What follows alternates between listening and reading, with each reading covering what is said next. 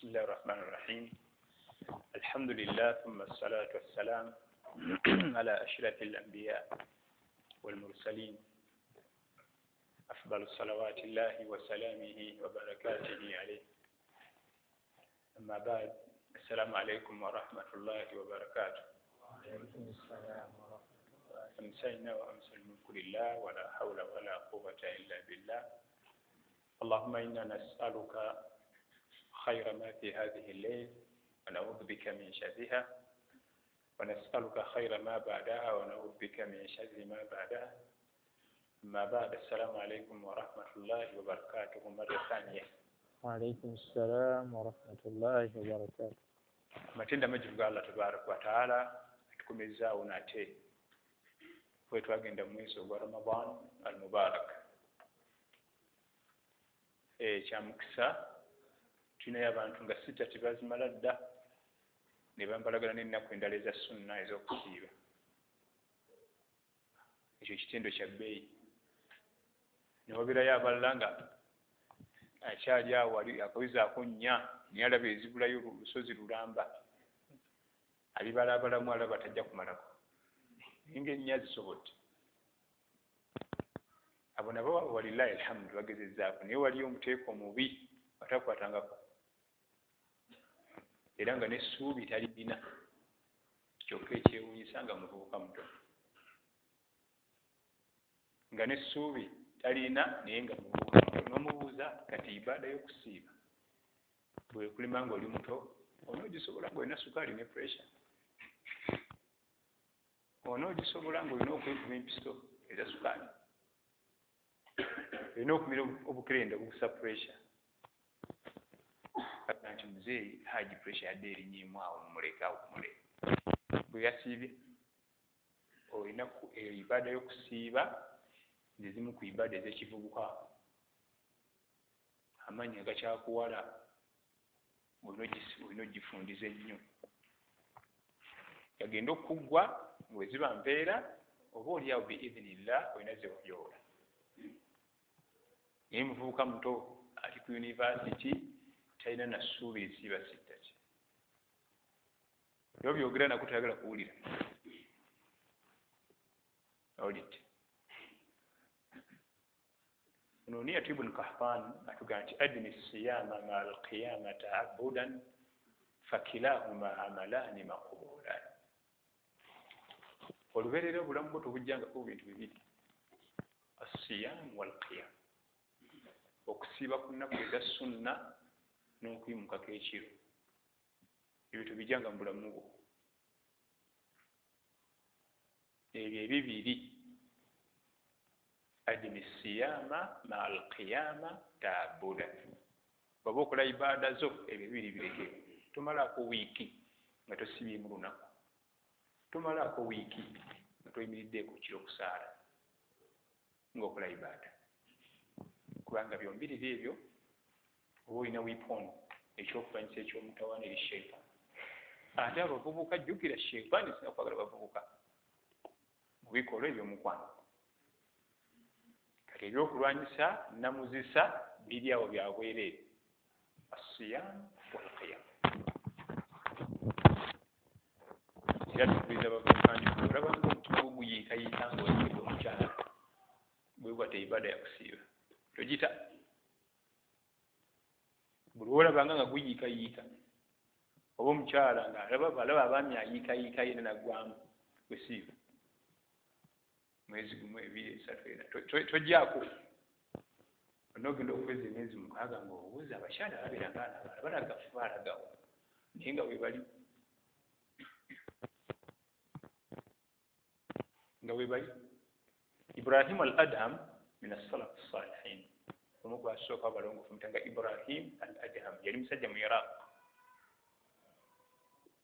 yali musajja mukugu nnyo mu erimu, ate yali mustajaabu da'wa, ng'edduwa ze zaanukulwa. Bwagiriza bw'ati Allah nga yanukula edduwa naye mba mutudde awo enkube bakuba mwenna. Alina ekigambo kyeyayogera bakireeta mu kitabo kye bayita Jaami al-Ulum wal-Hikam ng'alaga nti al-jam'an ba'idun an ma'siyatillah وقريب على طاعة الله omuntu yenna bwe bwaba nga alinamu enjala kiba kizibu okuba mu nsobi mazambi okukola ebyonoono ate akkuse aba kimwanguyira kubanga bwokkuta osanyuka omuntu kasita kkuta essanyu lye eriddako essanyu bwe riddako ebimunyumira byaba yanguyirwa ate ejjukira ebitunyumira ebisinga birala naye ono olwokuba nti muyalayala aba n'ennaku ali awo tayaka tagenda yenna omukyalo ono ayitayitawo neiba waabwe newamuze kiki yebaleko isima kaze tananagamuddamu kubanga enjala emuyiseeyo olwo nga lunaku aluwunyi nga luziba naye kasita abeera mukufu kale tukubiriza abavubuka naddala abavubuka bekyali myaka egy'ekivubuka okubanga ibada y'okusiiba tebagyesamba abantu balowooza nti lamanzaani n'okusiiba byebimu lamanzaani mwezi n'okusiiba kirala era abasinga balowooza lamanzaani bweggalawo n'okusiiba kuba kugaddewo nedda mwezi gwa Ramadhaani bwe guba gugaddewo okusiiba tekuggalawo kwokusigala kutambula mukungujjo nno asigala talaama omwezi gwa Ramadhaani kirala n'okusiba kirala tobitabika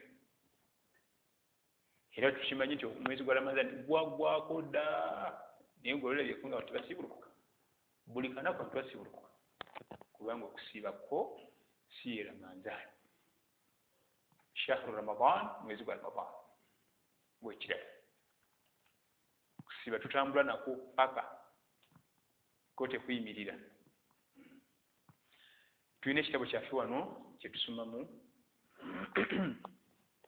kiyitibwa Bulugh Maram okutuuka ku bigendererwa kubanga ebigendererwa byaffe wano kutegeera ddiini yaffe ebigendererwa byaffe tumala bitegeera tuyise mu nkola tuyitegeeze ne bannaffe then tusobole okutuuka ewa Allah oba oliawo asiimi ebigendererwa byaffe ezo objectives ezo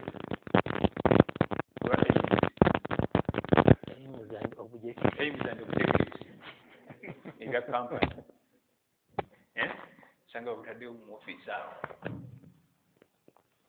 sanga babuwanisa awo babutadde awo obutaddemu kakala ak'enjawulo buno number 1 2 3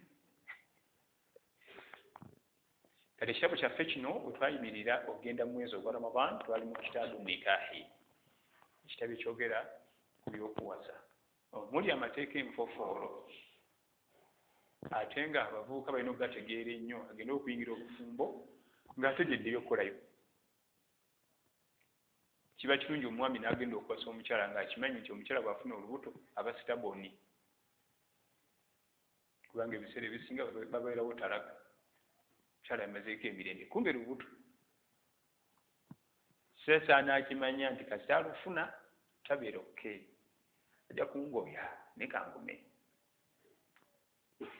ebiseera ebisinga ebigambo bya talaka nze muta wallahi nze ape divorce ogenda omubuuza nti mulimu olubuto lwa myezi 3 kati mwezi omuvubuka ng'omwezi ebbali omugamba nti omukyalo ontumbeera nnyo okulyanda ne bwakutuma nti olega ekintu ebyo tofaayo alina ebimutawanya emikisa mitono nnyo okutula mu misango gy'abavubuka bato mu bufumbo nga madamu si muzito bagyemalira eyeeka ebiseera ebisinga tugenda ogituulamu lw'ebiri lw'ena waliwo lwe mutuulamu n'ogamba omuvubuka nti toddayo okutawanya mukyalo ono nga abulako nnaku ntono nnyo ateekewo bebi naye ng'amuzunza amuzza muna amuzza eri amutwale wayima mu kiti wesekagundi amudde nomugamba muleke oba akuvuma akuvuma naye muleke asooka concentrating ku bebi we ebula nnaku mukazi we tumulaba akooye naye amulinyisa amadala amukola mu ofisi ya sekagundi n'amujjera amukola mu ofisi ya sekagundi okutuula wano tutegeera ensonga ezo n'okimanya nti omukyala aba muzito obwongo bumutabukako n'atandika okukola byotugamba nti omukyalo nalina diguli omukyalo nayambala hijabu kasita azitowa taba kyekimu oba odiringa n'abantu babiri oli ali munda alina ebibye ebirala nnyo ambayo ekyokulabirako baana bange otambula safaari mmotoka nga nomu omukyala wa lubuto nagganjagala kasooli omwoki nemukebera ku luguudo nga talabika nemungwako nemubula nalumako omulundi ogwo naga anfunyira bubi namusuula emabega njagala bibumba nemubinoonya nemubigwako ogenda omala obigula nti apataiti yafudde nemubisuula emabega aga njagala keeki mugenda okutuuka gye mulaga ng'emmotoka dust bin ng'ebintu bijjudde emabega yogati ebyennyanja bikalu naye ogenda otutuuka okigula mbw apataiti efudde eguma gumikiriza okutuuka gye mulaga okulingiza emabega omumotoka ng'obuuza bintu abiguze ddi byonna buli kimu yalumyeko yati yabirumye nako liri ekyo kati omuvubuka waba yayombye dda sente zange zonnabuono tala kunzanyirako next time sitambula naawe kati wetusoma wano mu kitabo kino nga nabbi sallallahu alaihi wasallam atunnyonnyola ensonga nnyingi nnyo okutandikira mu kwogereza kuwasa oleese omugole waka bawasa batya mpaka inshallah taala katulabe hadithi gyetugenda okugulawo nayo olunaku olwaleero byawoneni taala. بسم الله الرحمن الرحيم. وعن أبي بردة بن أبي موسى عن أبيه قال قال رسول الله صلى الله عليه وسلم لا نكاح إلا بولي. عن أبي بردة بن أبي موسى عن أبيه رضي الله عنه قال قال رسول الله صلى الله عليه وسلم لا نكاح إلا بولي. حديث لمو أبان تبابيلي ومتابع أبي بردة يعامر بن أبي بردة بن أبي موسى ويتابع تيربك نبي محمد صلى الله عليه وسلم نياتي تاتوي عن أبيه يتاتوي صحابة تاتوي أبو موسى الأشعري أبو زاري عبد الله بن قيس ومن يتوجد ماني من زوجة مسجد البيت صحابة لهم حديث عليه أمن يجي عبد الله بن قيس إلى من يكيد ونيو جنو ومكوا دوميزي بما جاء النبي محمد صلى الله عليه وسلم أتي ومكوا أمراء فبقولين بيزي بما تواري أو أبو موسى الأشعري إلى يومكوا بقولوا ماكو يمن وجندو كل الدعوة كوانغا في تسينغا كمانيا معاذ بن جبل نيني أبو موسى الأشعري أبو زال عبد الله بن قيس يمتما كوكو msaidize Yamani nsi nene ezo nensi zemulaba ziyemeni ezo Iraq nsi nkadde ninabbi yazisangawo sallallahu alaihi wasallam ebibuga ebyo Hadramaut Sana'a the capital city ninabbi yabisangawo Baghdad bibuga bikadde nnyo ninabbi Muhammad sallallahu alaihi wasallam yabisangawo chola abayudaaya balina okubikuba balina okubikuba bijjo ekayo entalo makumamu omuliro bakuba nemwekuba bibuga bikadde nsi nkadde ezo zola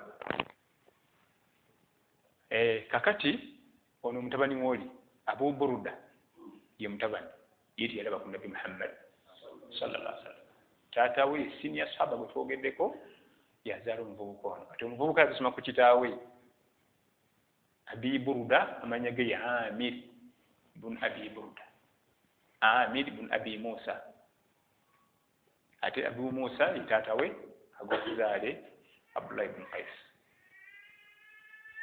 عبد الله بن قيس نوتو منو كميسا كوماسو كوان تجينتي المكولمبزة وامتواري نبي صلى الله عليه وسلم يفنى جتشون ناتشوامبا ناتيكا واميروي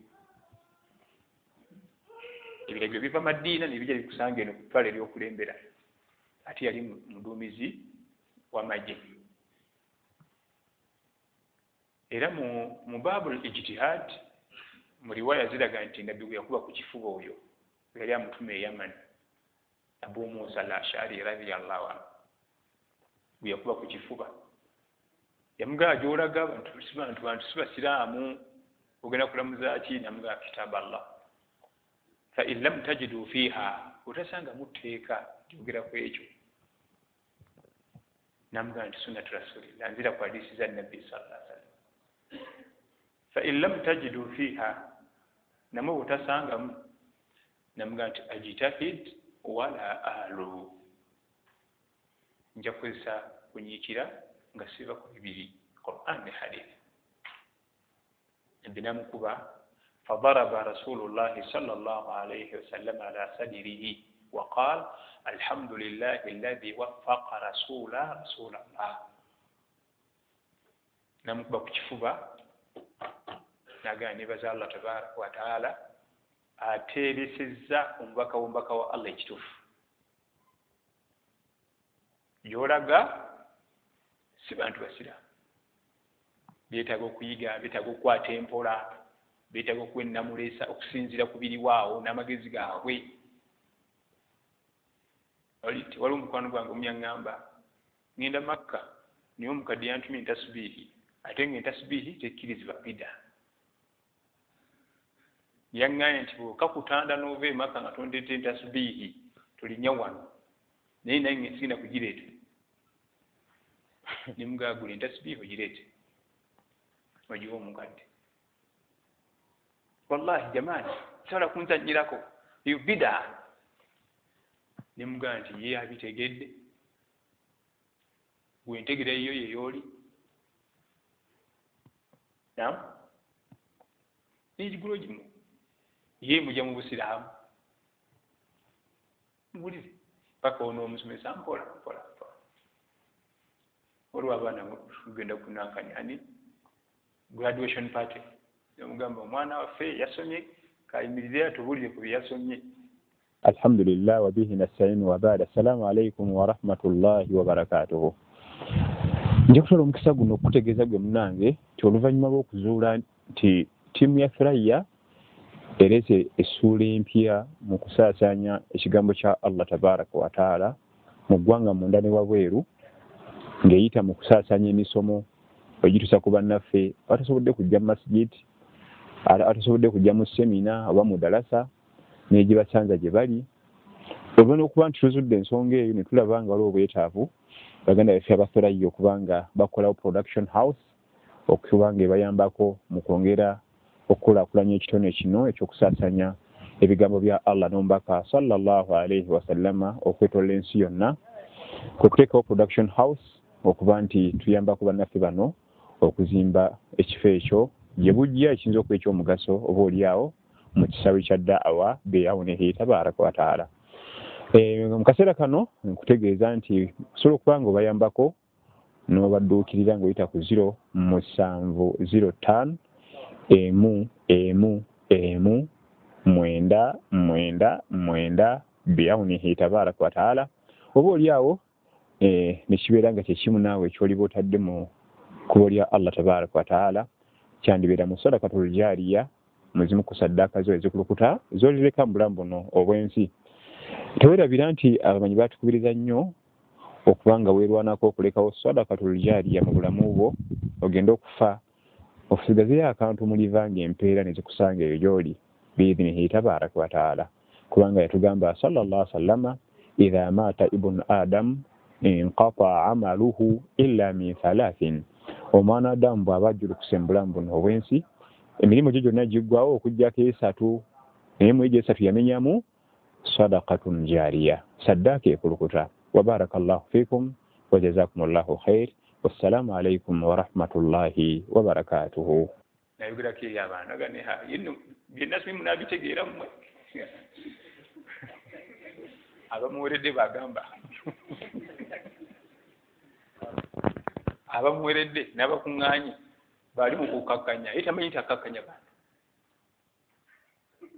bambuuza basoma eki bugulobo basomye gulobo oba eyo ekoosi ki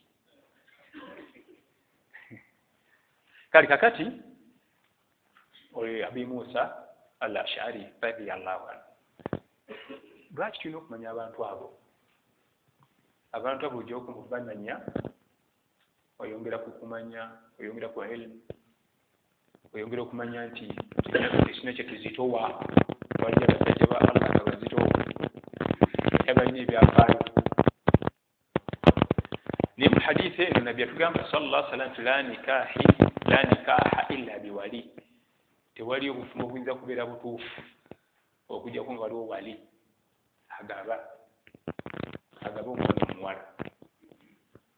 Agaba omwana omuwala mu Busiraamu ava ku sayidi egi asaba ku sayidi ya taata. Ebikojja tebagaba, ensi yonna ne beggwayo naye nga bukojja ne bajjajja mwami ne bajja ne kojja mwanje ne kojja muwanga ne kojja kato tebagaba. Kubayita wali agenda okugaba omwana omuwala alina va ku sayidi ya taata, gye bayita asaba. Abaana ba brothers ba sister ono basobola omugaba, ba brothers ba sister ono basobola omugaba be bagatta nabo taata, so si bagatta nabo maama, kubanga oluusi maama waffe azaalayo abaana aballeyo mbasajja baki abalala, si bwe kiri? Abo nabo bali babakojja, nabo babakojja nabo bakateeka eri tebajje. Definition y'ekigambo wali mu kuwasa beba abalina oluganda ku sayidi ya taata w'omukyala. Amakulu tutandikira ne taata yennyini ne bataata ate jjajja waabeerawo, jjajja mwami oyo tagaba ne bagaba. Jjajja mwami nga waali ate akulembezebwa kumpi ne taata, ogaba muzzukulu we. Ekimu ku byewuunyisa, jjajja azaala taata muzito nnyo kubanga ye taata omutuufu, era mu bonna awo yasinga okusanyuka okulaba ku mwana w'omwana we. Era kyabulaba okukola akeeka y'omwana wo, omuntu oyo nga gy'alina otamuyita. Waakiri ffenna tuleke oyita oyo, ffe tuleke tetuyitanga. Jjajja w'omwana wo gw'ozadde bagenda musalira akeeka, bajjajja be weebali, n'oyita abawalimu bonna ku kibuga ne baggwayo, mikwano ne giggwayo, emmoloka ne zikijula mu lujja ng'abantu abo tebaliiwo. Nze wenkitegeerera nvawo obuvi, kubanga manya totegeera byokola. Akyasinga okuba n'essanyu ku mukolo ogwo be bali ababiri ate obalese ebbali. Era bwe bagenda nakufaayo nnyo okumanya kati omwana waffe akola ki, atandise okuyimirira, atandise okwavula, atandise. Ffe tubijjukira ebyo. Kasita tumala okukwata ku walli nga tugenda. Ate nabala ba bubaasa. Agaba tekazitoye bulungi ogwo nagwo musango. Naye olisi wa kabaasa, oli musaayibu. Kati alwali beebo abalina oluganda ku sayidi ya taata ku mwana n'omuwala, nga jjajja mwami, nga taata, na bonna bali mu layini eyo. Jjajja mwami ne bajjajja bonna abalala, baganda bajjajja, ne taata ne ba brothers ne bataata bonna bali mu layini eyo, ne wajja ne ba brothers b'omwana n'omuwala bonna bamugaba, okujjako nga muto akalinzi akali emyaka 9-10 tikagaba. Agaba ateekeddwa okuba amanya ebyomukwano, so si myaka 8-9 mbwoye muko. Nedda, otakkirizibwa. Mpozi mu bino ebyaffe eby'Ekiganda bamuwa enkoko ebyo bwe. Muko ate enkoko ne bamuwa enkoko n'ekiyonjo. N'agenda. Naye mateeka ga shariya agaba ateekeddwa okuba nga ategeera ebyomukwano. Era nga ne bano bye baliko abitegeera nti kati ono atutte ono si mukyala we ono. So si biri ebyaffe mu Buganda nti omulenzi wajjajja abeera mwami. Kati ate abanywa enjaga anti wagenda ndi mwami. Bagenda ogenda ku mawulire nti ate jjajja we tiyamukubya ekigo. Bamubuuza lwaki nti ate bujja mpita mwami wano. Awulidde. kati bannange la nikah mutubugenda kubeera butuufu n'olunaku n'olumu eyo la etegeeza la tasihu nikah tekitegeeza nti basobola kukola kufumba tebasobola kuwoowa okuwoowa kusobola okubeerawo naye kyategeeza wano okuwoowa tekusobola kuba kutuufu okujjako nga tulina wali yoyo alina oluganda yeyagenda okutukwasa omukyala tunoonye kituufu abaana abawala oluusi yava Rwanda abantu be tebali wano oba oluusi bali Bulaaya abantu bali eno kati emirembe gino empuliziganya weziri bwekiba nga waliwo abali e Bulaaya nga waliwo n'abali kuno bali baba bana obuyinza abali wano bagaba bwekigaana nga tugenda ku online naye online tugituukako ddi nga kimaze kulemwa naye singa taata ali Bulaaya ate balawe bali wano bano babawo obuyinza ne bagaba oba alinawo batabani be wana bakuze awa bano obuyinza kasi babawo engendo nga mpanvu nga zitagisa akasente akawerako nga zirimu okukaluubiriza twalaba nti ekifo ewaweebwa omukyala talinawo mulimu ye kennyini okujjako nga tagadde okujja n'abeerawo awo n'awuliriza naye talinawo mulimu byonna bye tugenda okukola kibimukwatako sekasi yatulaga nti musiimu era aliredde ogenda n'omwami we oba waali oba taliiwo tekina buzibu omukyala ekifo tugenda okuwoowera ekyokubiri minimum y'abantu abasajja balina okubaawo balina kuba 5 bwe bakkanga wansi waawo lindako okuwoowa temuwera maximum tewali buzibu naye mugenda mu mitwalo 5 naye minimum bwe tugenda okuwoowera baba 5 asooka bwe tugabira omwana omuwala kubanga alina byagenda okwatula owokubiri agaba bwe tugende nti alwaliyu owokusatu ye sheekh agenda okukulembera emikolo alungamya kubanga ffe situbimanyi tujja bikyamya olina okuba nga olwo sheekh ekyewuunyisa ayinza okuba nga agenda okuwoowa naye sheekh kennyini nga yawasa era wabeerewo omulala ate so si nti kati ate nze kennyini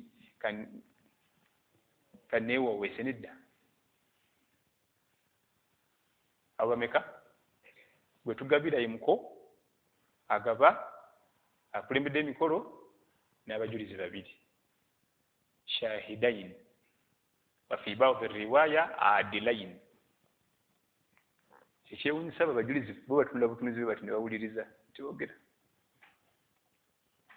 kuwulira nti ayatudde bulungi ate si kulondalonda bulonzironzi abajulizi bateekeddwa okuba nga adilaini bannaddiini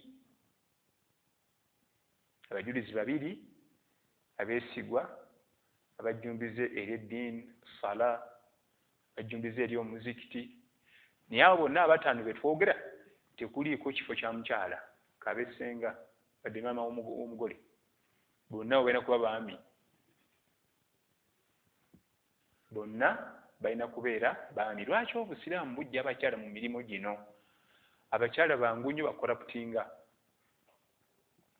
abakyala be bamu ku bantu abangu bokoraputinga obwongo n'omukozesa by'oyagala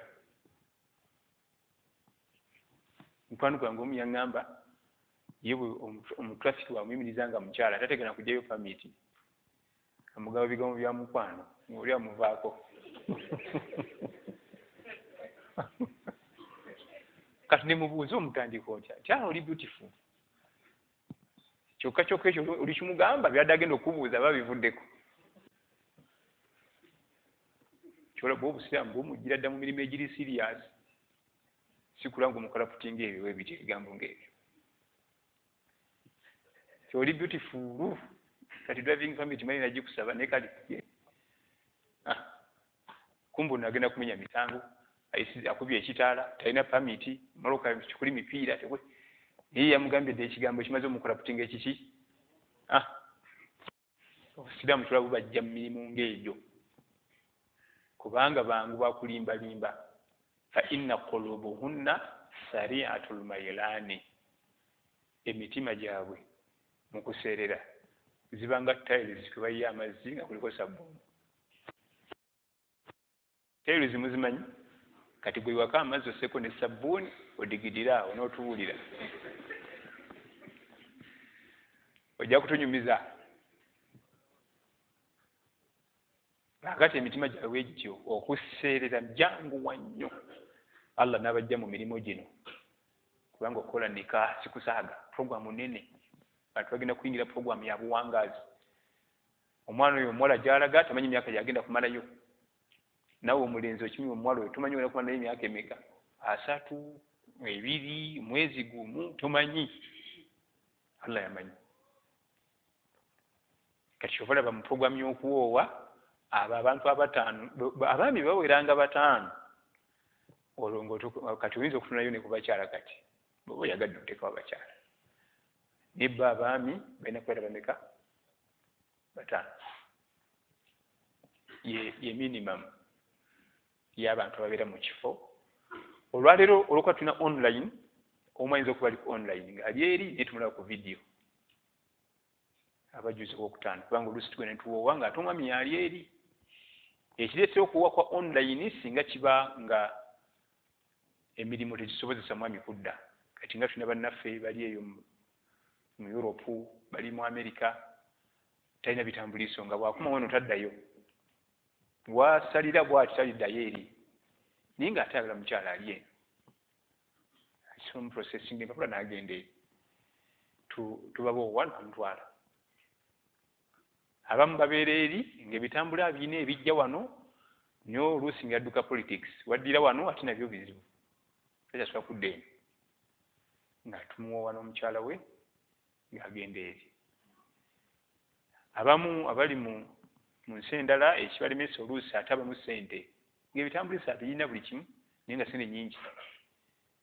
Nagala ate nze okujja ate tukumeo nga tuli babiri kanziweereza oyo ajje bw'omu eno tubaboowa tumuweereza.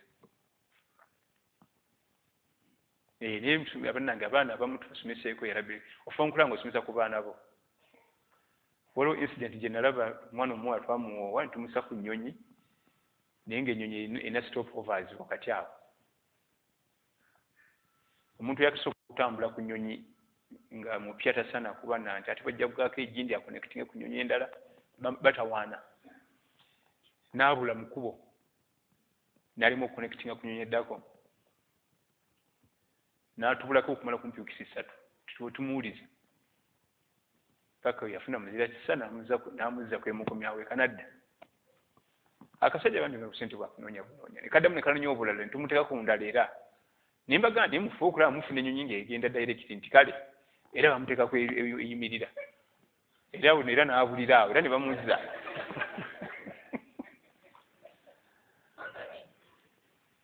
Nvuka kye yakola yafuna mulala.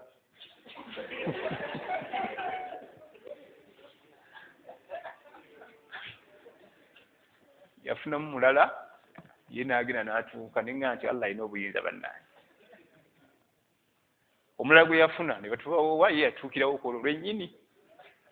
Ate era nga yalina stopover nga yagenda bwajja kugwako egindi bagati akonekitinge ku nnyonyi endala emwongere.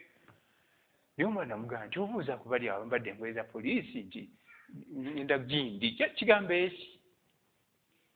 Kingenda mu nsi bagiyita gindi. Ajaga nti ajangu kugendeko.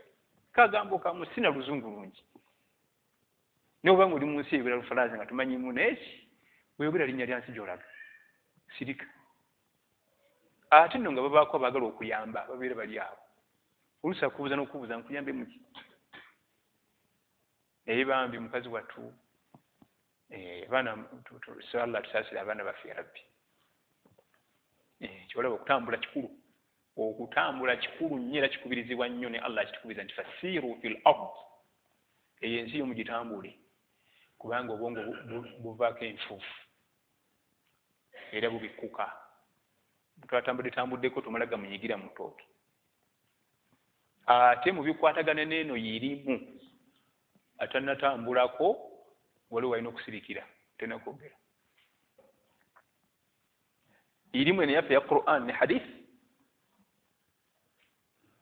tewali omumanyi n'omu gwe barankinga nti alimun mumanyi okujjako nga tambulence okujjako Imaamu Malik bun Anas ow'e Madina yeyekka alina rank ey'okuba nti mumanyi nga teyatambula.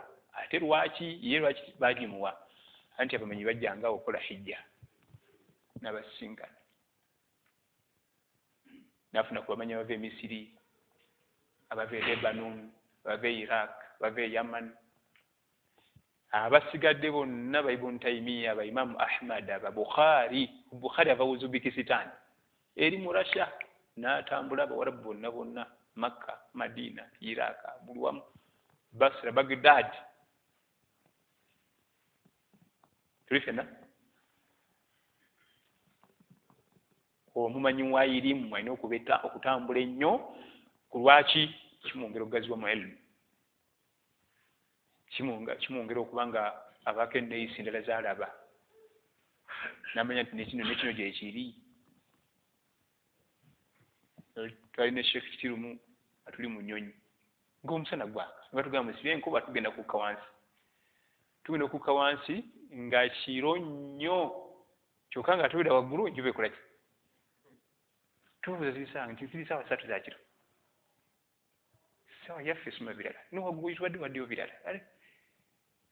Tetunasala magaribi, tetunasala asudi, tetunasala magaribi ne isha, kyokka ssaawa 3 za kiro. Magaribi ne isha baazimaze dda. Kati atambulanga kaaga nti ebyo tebiriiyo. Tuli ffenna otambula n'otuuka gy'olaze ne weebuuza esswali endala zirazeewa. Nakumye ku subuhi ate bano bagamba nti kati salatu l'ishaa'i naye endala zirazeewa. Kumbe isha gye baasadde bali mabegawo ggwe, gwe basaddeko n'essubi bali mu maaso. Otambula okulabe gwe subuhi gye wasadde obali mu maaso bwe tonnagituukako. Kati ne weebuuza ziri ezibaddeeko ewaffe nzikime oba nninde z'abantu, kubanga tigwe zikuyiseeko gy'ova. Okutambula kikulu, kiyambako n'obwongo. Niyo omwana bamuzaalira Kaleerwe, asomedde Kaleerwe, akulidde Kaleerwe, kwakolera kwafumbiddwa kwawasiriza, yamanya ebiri awo byokka bye bituufu. Omuntu nga tatambulangako alwana mangu, ayomba mangu, anyiiga mangu. Eyatambulako alwawo. Akategerekese kasita otambulako olawo okuyomba. Omuntu atambuddeko mu nsi z'abali n'avugayo emmotoka takuba kitaala. Bano waffe abatakisi byonna babikuba okuva ku makya mpaka kawungeezi. Naye kasita otambulako ne bw'oba nga oliwo wekka ne kikusiba oyimirira mpaka ekinaakuta. Obwongo buggulira buti nomanya nti nekino kisooka nekiri. Ne bw'osanga owa takisi ng'agiise mukulu ng'atikka oggalawo bugazi ndabiramu n'onsirika bw'anaamala tugende. Atatambulangako avuddeyo amusiseesise bayombye baagala kumukwekuba ekkubo liryo. Yatambula kutasobola kukikola ekyo. Asigala mumuloko n'asirika. Lwaki ne stressing? Era Allah abanga kuwadde kasente abaana bakeezo batambuza. Obwongo bukole ki? Damu hadith.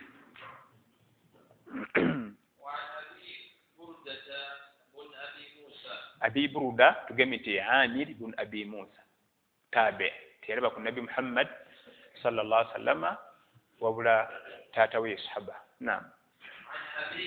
An abihi wa sahaba tata we bamtanga Abdullah ibn Qais amanyaga g'obuzaali naye agamanyikwa Abu Musa al-Ash'ari muduumizi ate nga amiri wa bitundu. Naam.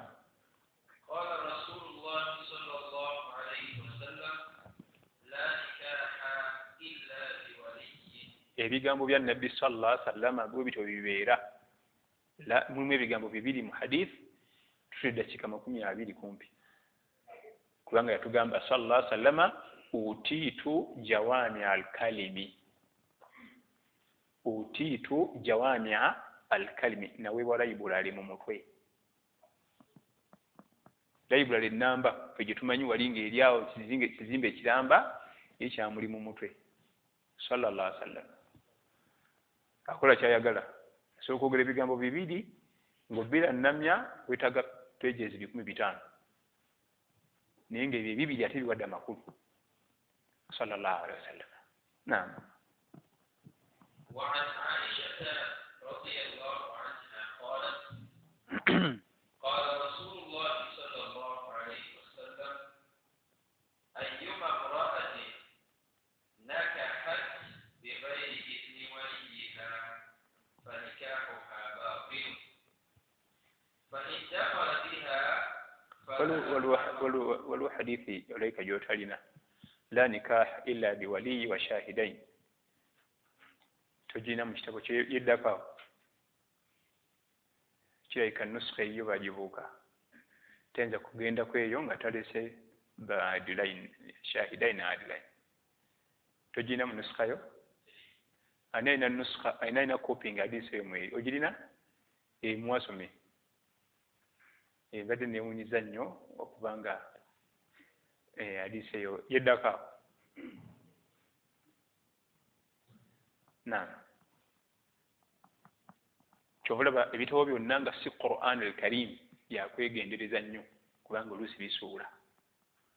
Empeerezi zonna kasiza Qur'an al-Karim tozeesiga nga 100 ku 100. Ensengeka y'ekitabo kyonna nga si ya Qur'an al-Karim tojeesiga nga 100 ku 100 mpaka ng'ogenze maaso ga Sheikh omumanyi wa irimu. Nebeziba mpeerezi. Nebeziba ki? Beziba mpeerezi. Osobola okusoma nga olwo kompyuta yakola ensobi. Kubanga ebitabo ebirala byonna nga si Qur'an tebabiwa nnyo budde ku byekebejja ne bafulumya.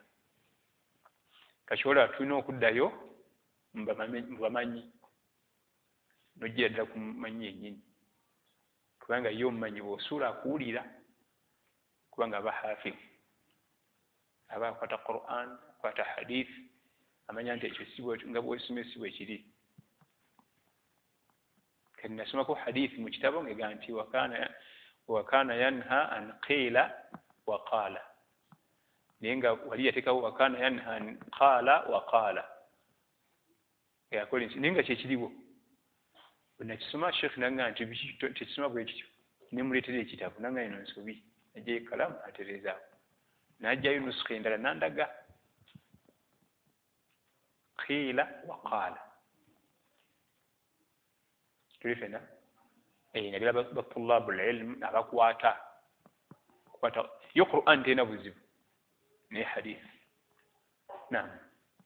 وروى الإمام أحمد عن الحسن عن عمران بن حسين مرفوعا لا نكاح إلا بولي وشاهدين. الحمد لله وبه نستعين وبعد السلام عليكم ورحمة الله وبركاته. nje kutola omukisa guno okutegeeza gwe munange ti oluvannyuma lw'okuzuula nti ttiimu ya Thuraya ereze essuula empya mu kusaasaanya ekigambo kya Allah tabaraka wa taala mu ggwanga munda ne wabweru ng'eyita mu kusaasaanya emisomo egituusa ku bannaffe abatasobodde kujja mu masigiti abatasobodde kujja mu semina oba mu dalasa n'egye basanza gye bali.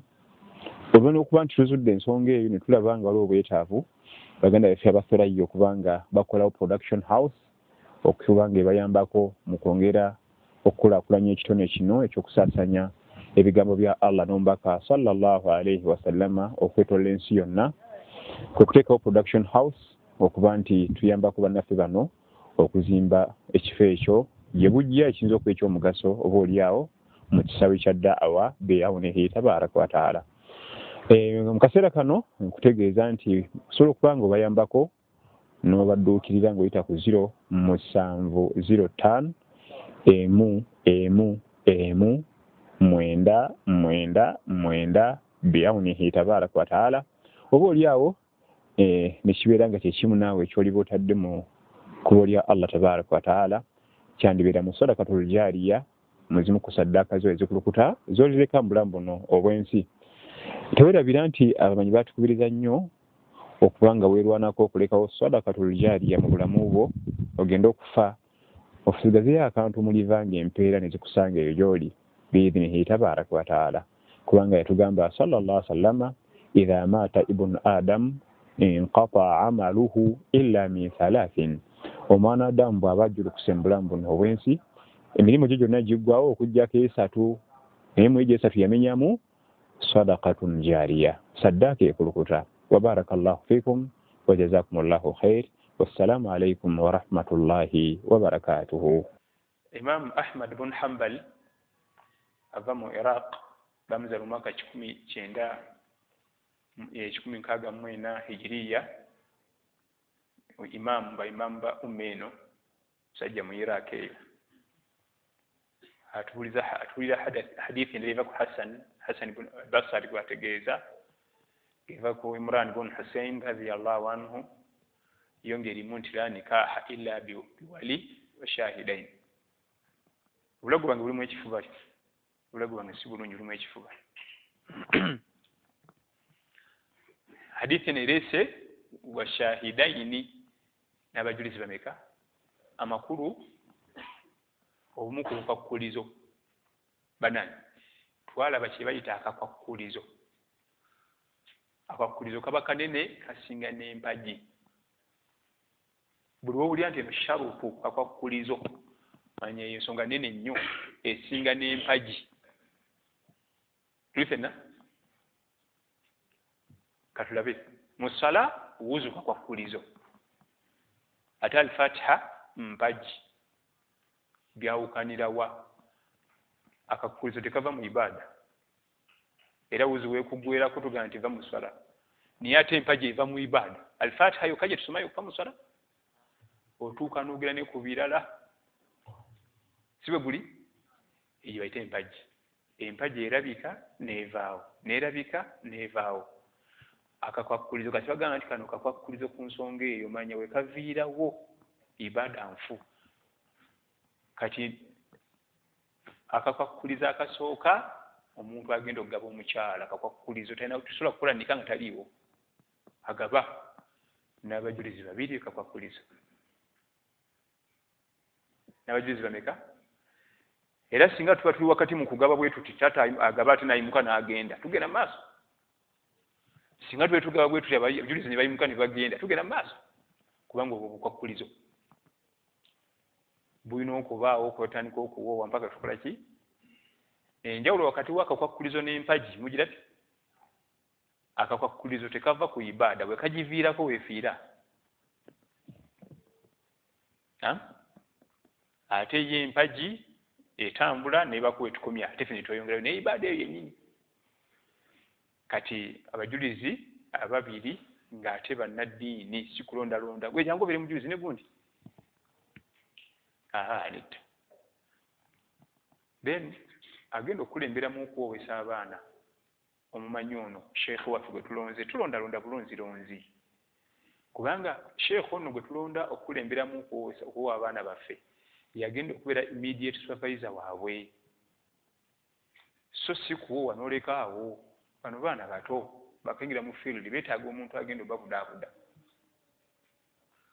Tuli ffenna kubanga abamu tebamanyi ajja kufuna ebimutawaanya akubira ekitawa bimugambe nga binene ali mu kumwemula nga tebisaana eyo byansa. Mwana omuwala ajja kukuba agambe nnyina wassanawo omuntu nga wakati awo kaye ajja bayamba nti ebyo tobigamba muzeeyi sooka olindemu bino tubihandolingire wano kati bino bigendeeka. Entunira shariya y'obwetu bwetunulira ensonga naye ffe ye kasita akwate 10 anti tutera kuwoera 10. Abamaanyi mbe bawoera 25 kasita aziteeka mu nsawo ne zigenda mu fukooni baasi muddeyo mulabako obuuza ani yabawowa seeka twamusangawo babwawa naffe tumujjukira bulungi. Bino ensonga yazitegeddeko tetumumanyi namumanya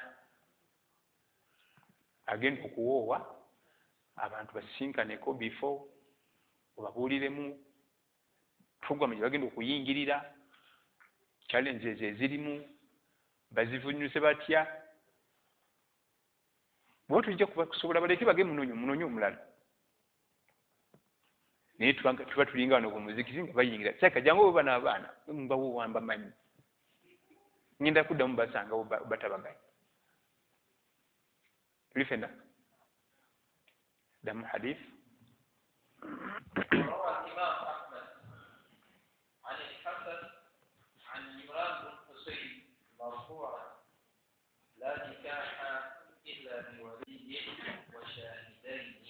بارك الله فيكم وجزاكم الله خير أكد أكسجد أجنبي بيبوز إن شاء الله. السلام عليكم ورحمة الله وبركاته. وعليكم السلام ورحمة الله وبركاته. About those who are meant to give out their freedom. In case her father is not Muslim and in the clan lineage there is no Muslim, what is the procedure? It may be difficult. Kubanga mu clan yonna temuli mu Musiraamu no. Ino si Italy. Taata si Musiraamu. Batunulira bajjajja. Batunulira ne bataata be baganda ba taata oyo yennyini. Tuli fenna? Tutunulira mu families. So si nnyumba yokka yammwe. Ojja sangayo nga gye bali. Kizibu nnyo wano waffe ogamba nti bonna si Basiraamu. Era nga bwe kiri nti kizibu ogamba nti bonna Basiraamu. Bwe tunulira omwe gy'ova. Temuli mixity. Fenna bwe tuli. Fenna bwe tuli. Tetunafuna mukisa kubeera nga Saudi Arabia nti bajjajjawo bonna 5 ku 10 bali Basiraamu. Tetunagufuna ogwo. Era tunaatera negguli obutali nti bonna ate si bali Basiraamu. Naye mubaamu. Then bwe kiba kiganye tugenda giraba mu maaso hadith nti fasultan waliyu man la waliya la. Fasultan waliyu man la waliya la. Hadith ejja maaso wiiki ejja inshallah.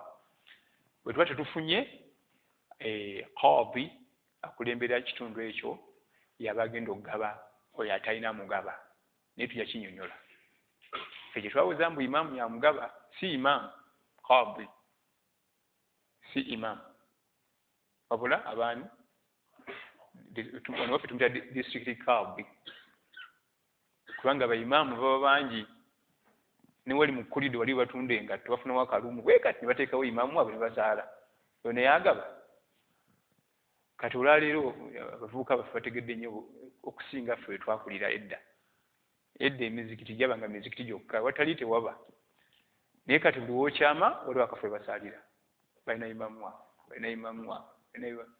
kati abo bonna baimaamu balibaga nti imaamu okumukolidde wali yagaba muwala waffe sultan alina obuyinza obungi nga iqaabu aba akiikiridde ofiisi ya mufuti mu kitundu ekyo yabajja okuyingira mu nsonga ezo agabe omwana oyo omuwala atalina amugaba naye hadisi ejja mu maaso wiiki ejja inshallah. Naam. Imam, twefumbiza nga tetuli Basiraamu naye alhamdulillah twasiramuka kati otya okuwoowa nga tewali wali. Anti ekyo abantu bwe basiramuka omwami n'omukyala ne tubasanga nga eddiini gye baali basoma tebaafuna bufumbo bw'amateeka ga ddiini eyo tubaddamu era bagenda wa sultan bajja kgenda wa sultan naye bwe tukisanga nga babasiba empeta mu church tetubaddamu akakekamu ku bintu ebyewuunyisa tetubaddamu kubanga eddiini gye baalimu bwali butukuvu kati bajja eno era babutukuvu singa tukizuula nga bagenda ova mu church nga bali babagatta kubanga ebigendera bye bimu waliwo abajulizi abazadde baali basimu ne bagaba omwana waabwe omukulembeze w'eddiini n'abikulemberamu si bwe bibeera n'omutwalo ne baguleeta wadde kiba kita kya mwenge naye nabo tebatwala kita eri mu ssinzizo tebakitwalayo ekita kikoma eno mu culture si bwe guli ekita tekigenda mu church kikoma eno mu culture newakitwalayo otuwulira embaga kati okakkananga byebimu era kyekimu kati nabbi sallallahu alaihi wasallama ne bakadde be Amina ne Budala tebaali Basiraamu babagattira mu ddiini gye baali basoma ey'amasanamu era obufumbo bwali butukuvu tuli ffenna babagattira mu ddiini yaabwe ey'okusinza ebibumbe gye bali era tebamwenda bwenzi ne batuzaalira emunyeenye sallallahu alaihi wasallam tuyinza gamba nti nabbi sallallahu alaihi wasallam baali bazanyira mu kinaabiro nedda bufumbo bwa halaali mu ddiini mwe baali kati eyo yonna yonna vaayo ye nabbi sallallahu alaihi wasallam nga wasaadija ani yabawo nga niye tenabbi soma kubanga yamuwasa ali 25 yafuuka nabbi ng'ali 40 we yawasiza ye tennakufuuka nabbi nvubuka ali awo akula byakusuubula eddiini zaabwe zebaali bakkiririzamu bye babawoberamu ezaali zimanyikiddwa kati ogamba nti nabbi sallallahu alaihi wasallam yatwala mukyala Adija mu bufumbo bwa haramu nedda tuli ffenna naye singa bamala okutula shahada bombi abafumbo ne batugamba nti aa ziyansanga ku sitwiti nange tugende ekangira mu mufumbira awo tuddamu ne tubawoowa era qaadi alina okukola enteekateeka awoowa abaana abo naam wallahu alam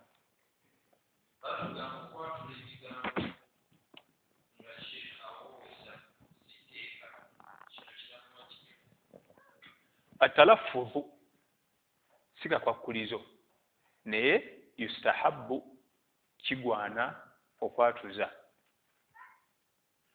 okkiriza okuwoowa ne muwala wange Hafisa Nabulime kula mahale g'omuwadde $3 mu buliwo nzikiriza okumpoowa ne muwala wo Hafisa Nabulime kula mahale g'omuwadde $3 mu buliwo twetena oba obutabimalaayo okkiriza nzikiriza oba amahale $3 emu n'ekitundu mu buliwo emu n'ekitundu mu bbanja oba amahale $3 mu bbanja tukyatula abajulizi bano ne bakiwulira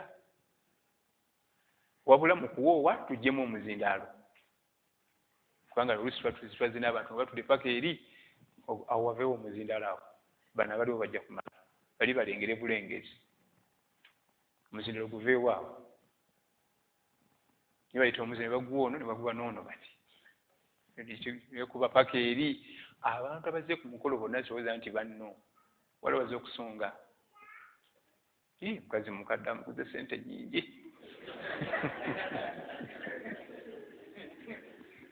binadamu tomumanyi bw'atayogera ekyo omwana twamusedde omwana oyo n'omuwala ne bamuwa obusente ateekeddwa okubaako kyayogera ekimu ku ebyo yaima omwana afe amutwalidde sente ntono oba bamumusedde ate nga mukadde binadamu tomumanyi bodde eno nga ddeeni bamuyita kasobeza tatambula nakigenda mu maaso era wosaasira abakulembeze gyamaanyi bw'omukolera kino ng'akutunuza naati kati eno bwakutunuzayo n'okolero nga dde eri yoyo binadamu bw'ato yakula kati tubaggyemu omuzindaalo bannaffe abo abamu wadde bazze abamaze kusunga era bazze kukwabya nakutunuulira bubi nga bw'olaba bannaffe abamu tebakimanyi nti bw'olabanga kamera eyo ng'ekutunuddemu baba kwagalako ekintu eki mistake buli bakutunuzangamu kamera akunoonyako mistake yokka atalina byayetaga kugwe ebituufu abyagaza ki tebikola mawulire oba kutunuzaamu kamera wa mawulire oba wa sports oba politics oba wa ddiini era kyolaba ebiba biseeredde mba masheekhe byo bitambula mangu sheekhe oluusi nga yaseeredde obanga tetumutegedde ffe ebyo bitambula mangu naye bituufu obijjawo okujjaku batolabu leerimu babinoonya ne babifuna naye ffe abagala ebyonoonese olukalaba kaddakiika 2 bwe kati nga tukambalira so okugenda owulira omusomo mulamba kubanga baba kamera ekimukolera mistake era ku kayige onnamawulire tajja nga nakutunza mu kikamera n'ateekako omuzina ogamba ki ku nsonga za okkiriza omuga nti sirina kye ŋŋamba ekyo kimala mu ethics ez'amawulire nagasoma nti sina kyenjogera ku nsonga eyo taddayo talina kunyega talina kunforcinga kujja mu bigambo naye kasi totandika okwererejja ogenda kuseerera jjukira nti ennimi ezaffe ezimu engwira tetwazikaza kalugera mbu yayogedde oluzungu olw'ebitege awo ke basalamu ng'oyogera olwabitege oyinza okubona wayogedde bulungi naye kano akagize kano ke basalamu kokka era kolengera ku social media ku zi tv kubanga baba kamera mulimu gwabwe koseerera ekakola naye nkubiriza abakwata emisomo omwali mu muntu waba aseeredde tusobola okukreditingamu kubanga we si malayika si nabbi wa Allah ate fate kyetukola ketusaasaanya kyebasooka nga tonnava nawano mu ddalasa kaba konzedde okutambula emitimbagano gyonna mwana yakasiseemu ddawaati n'obuuza oyo aboleza busiraamu babulwanyisa akaseerera kasalamu naam. When I married my wife, I paid her mahar, but I have noticed it was little, and I paid her and her own. Yeah, it is okay, it is allowed. Era kizaamu amaanyi era tukisemba era ekyo ekigambo kyogerwa omwami oyo nga kiva ku nto ya mutima gwe esooka basimye services kubanga abamu bagenda okuweza ne wiiki nga laba mahale ge gafiira bwereere niyo after some time ayagala kwongera ku mahale kitegeeza services zibadde ennungi mwongere tewali buzibu hatta ne wali wennyini mukyala ayinza okukutya oba nakusaba mahale nga tamanyi income kubanga mahale gatambulira ku income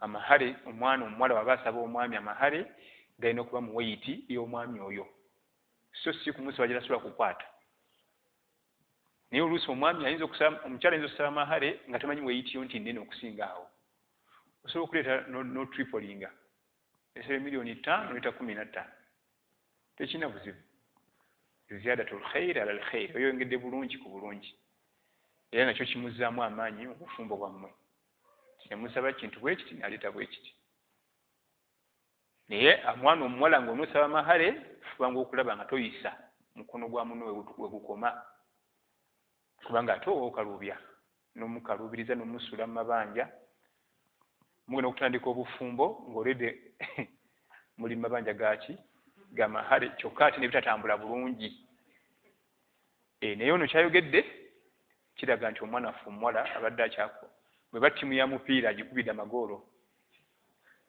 ne balaba nga ze bamugula zaali ntono bagula bongereyo ku ssente kubanga naam.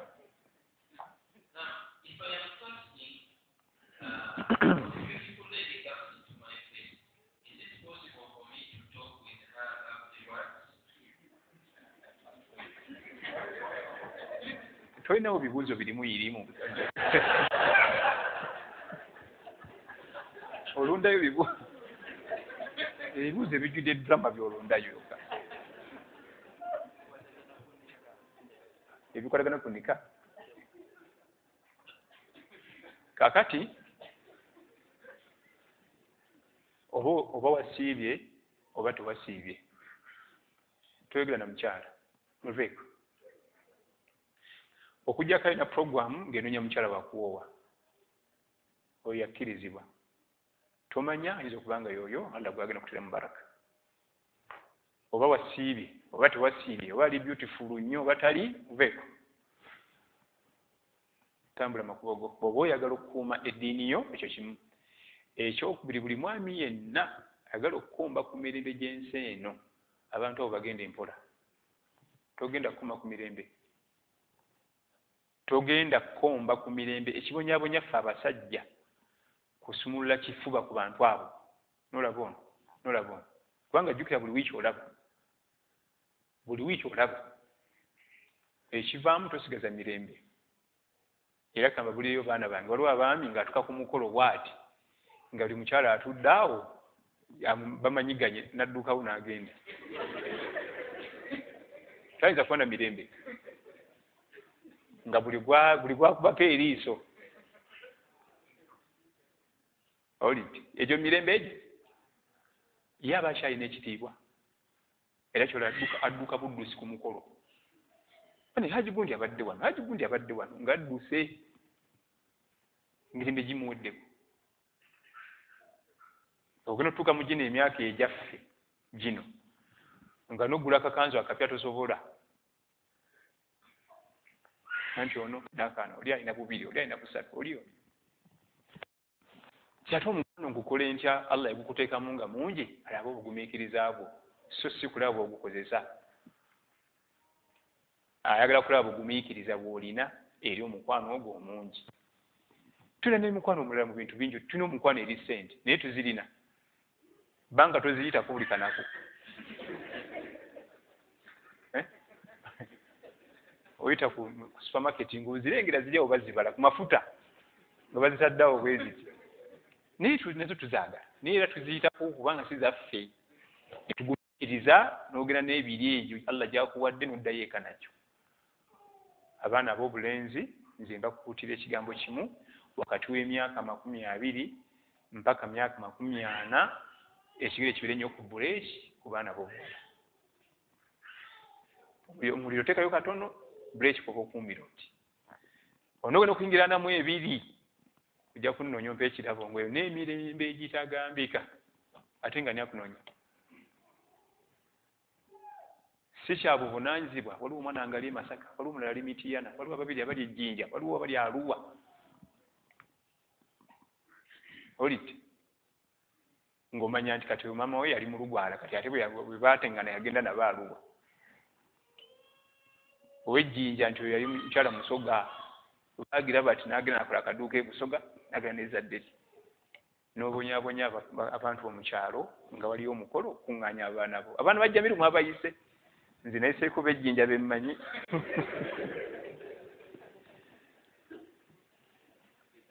ab'e Masaka Sigundi gambe yimbula atya okumanya abaana okuŋŋaanya famire yo nga lutalo amanzi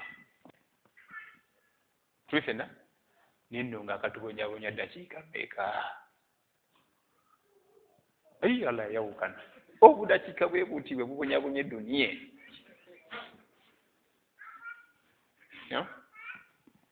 essente n'omukwano kati abasajja bali wano mu Kalitundu bakisa abantu babamalawo naye nga bw'otunira abalwana bajjeno tekyalina kizibu nnyo ku bombi okuddayo okwangala emyaka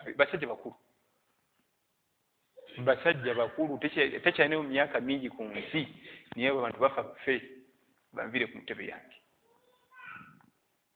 bantu bakunkumuka oliti naye tebeetunula mugga nti kati nze nkyalina emyaka emeka ate abato be bafa kubanga entalo bwe zitandika abato be bazigendamu abakulu ne batuula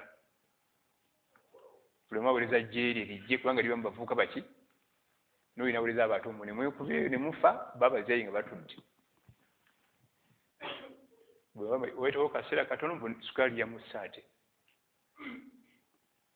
ebigambo ebyo tebifaanana dakiika buki va mu nnaari min mustashgarin salat omwala gwagamba nti akati k'ekibiriiti kamala ofa kitole ennene naye nga akati k'ekibiriiti kaki katini niyo kakonako bwoti fakitole ennene yonna neggwawo yali ategeeza bwenzi butwala akaseera kaki katono nnyo naye ebivaamu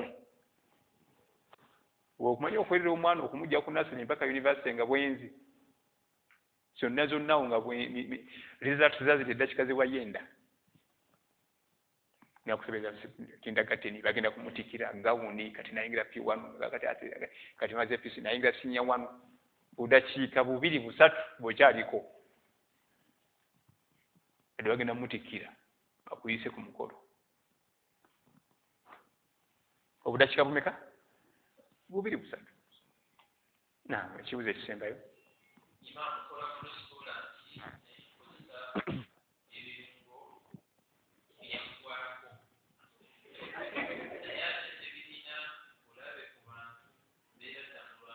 ekyo kiri haramu era tekikkirizibwa era abantu abo ku kiyamba bagenda kukubanja okukozesa ebirungo nga date eraga nti biri expired kiri haram era olyazaamaanya. Ekituufu kiri nti abakola ebirungo bino expired date bagiteekako naye nga bagitaddemu ka space teba kuli kwennyini. Bayinza okuba nga bateekako ng'ebula ennaku ebimu byawukana nja okwebula wiiki nnamba kiggweko bo ne bateeka wano. Abamu oluusi na myaka olwo ebiwangala emyaka naye ekyo nga bwolaba emmotoka nga ekulaze nti amafuta gakoze eki esobola okuddamu netambula kilomita ezigenda mu 15 wadde emyusizza naye tekitegeeza nti oli safe. Si bwe guli abavuzi b'emmotoka kasita ttaala y'amafuta eyaka toddamu kwesiga mmotoka ekyo ewooninga emala. Naye kyewuunyisa ettaala y'amafuta eyaka nga mukyali mu liiters 5 endala esobola okutambula kilometers 15 naddala mu nsi ezirina enguudo ennungi nga temuli jjamba. Era ekyo bakikolera ensonga lwaki bakikola bwe batyo okuwamu kagaapu wooninga eyo bwejja tandika okutunulatunula ewali amafuta. Kane n'abakola ebyo ebintu ebiri naye tokkizibwa kuddayo kukozesa bintu ebyo ng'ate deeti eweddeko onoosiima otya okuwa eddagala nga liweddeko onoolimira gwe era n'oba musanyufu. Lwaki banno baliisa ebyo? Lwaki banno baliisa ebyo? Wabula kuno kulabula ebyokulya n'ebyokunywa bye tugula ebiri packed kakasa nti biri halal certified okuba tekuliko badge oba mark eraga nti Uganda Halal Bureau yabyekebejja otambulira mu kabenje. Kakasa nti ebyokulya byo kuliko badge ya Uganda Halal Bureau yabyekebejja. Ngenda siiga ekifaananyi kitono nnyo ekisingayo okubanga tukiyisaako amaaso ge mazzi ge tunywa.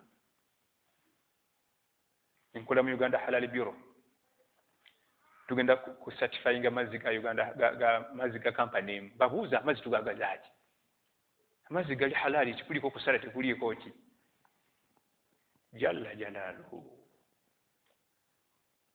Amazzi ago ge tugula mu maduuka genda ogajje mu cupa ogase mu glass eya white bulungi ogateekaawo okwate n'amazzi agavudde ku taapu mu nnyumba yo gase mu glass ogatunulire gano gaba pure nnyo gano ge tugula kubanga bagaddamu ne bagasengejja.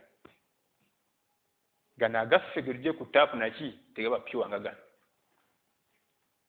Genda ogezeeko. Obusengejja obukozesebwa babukola mu magumba ag'ebisolo. Bwe boogera ku bisolo shali ebeyingirawo era tonategeera kati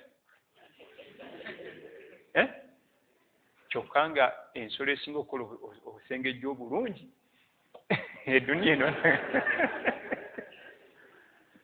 ensolo esinga okukola obusengejja y'embizzi kubanga yo embizzi emu eyinza okuba obusengejja bungi ente nnene ku mbizzi ate ente eyo yonna mu bunene bwayo neyokuba obusengejja butini. Kati bano bagula obusengejja talina budde obuliwo bwonna mu mpe ngende n'obu mazzi gendeese. Kati bwe kibanga n'amazzi ate nga gali halali gamanyikiddwa nago nga gakwekebejja ate buti ebisigadde kubanga amazzi oli yandigee nti amazzi ate gene tebagasala siga nti esaze si musiraamu amazzi gokka gakwegendereza. Wabarakallahu fikum wajazakumullahu khair subhanakallahumma bihamdika ashhadu an la ilaha illa anta astaghfiruka wa atubu ilaik. Wassalamu alaikum warahmatullahi wabarakatuh. Alhamdulillah wa bihi nasta'in wa ba'd. Assalamu alaikum warahmatullahi wabarakatuh. Nja kusobola omukisa guno okutegeeza gwe munange ti oluvannyuma lw'okuzuula nti ttiimu ya Thuraiya ereze essuula empya mu kusaasaanya ekigambo kya Allah tabaraka wa taala mu ggwanga munda ne wabweru ng'eyita mu kusaasaanya emisomo egituusa ku bannaffe abatasobodde kujja mu masigiti abatasobodde kujja mu semina oba mu dalasa n'egibasanza gye bali. Olwo n'okuba nti tuzudde ensonga eyo ne tulaba nga waliwo obwetaavu baganda baffe aba Thuraiya okuba nga bakolawo production house okuba nga ebayambako mu kwongera okukulaakulanya ekitone kino ekyokusaasaanya ebigambo bya Allah n'omubaka sallallahu alaihi wasallama okwetoolola ensi yonna. Kwe kuteekawo production house okuba nti tuyambako bannaffe bano okuzimba ekifo ekyo ye bujja ekiyinza okuba ekyomugaso oba oliawo mu kisawe kya daawa beyawunihi tabaraka wataala. Mu kaseera kano nkutegeeza nti osobola okuba nga obayambako n'obadduukirira ng'oyita ku 0705 999 beyawunihi tabaraka wataala. Oba oliawo ne kibeera nga kyekimu naawe ekyoliba otadde mu kkubo lya Allah tabaraka wataala, kyandibeera mu sadakatul jaariya, muzimu ku saddaaka zo ezikulukuta z'olireka mu bulamu buno obw'ensi. Teweerabira nti abamanyi batukubiriza nnyo okuba nga weerwanako okulekawo sadakatul jaariya mu bulamu bwo, ogenda okufa ofusigazeyo akantu mu liva ng'empeera ne zikusanga eyo gy'oli biidhinihi tabaraka wataala, kubanga yatugamba sallallahu alaihi wasallama idha maata ibnu adam inqata amaluhu illa min thalathin. Omwana Adamu bw'aba ajjulukuse mu bulamu buno obw'ensi, emirimu gye gyonna giggwawo okuggyako 3, naye mu egyo 3 yamenyamu sadaqatun jaariya, saddaaka ekulukuta. Wa barakallahu fikum wa jazakumullahu khair. Wassalamu alaikum wa rahmatullahi wa barakatuhu.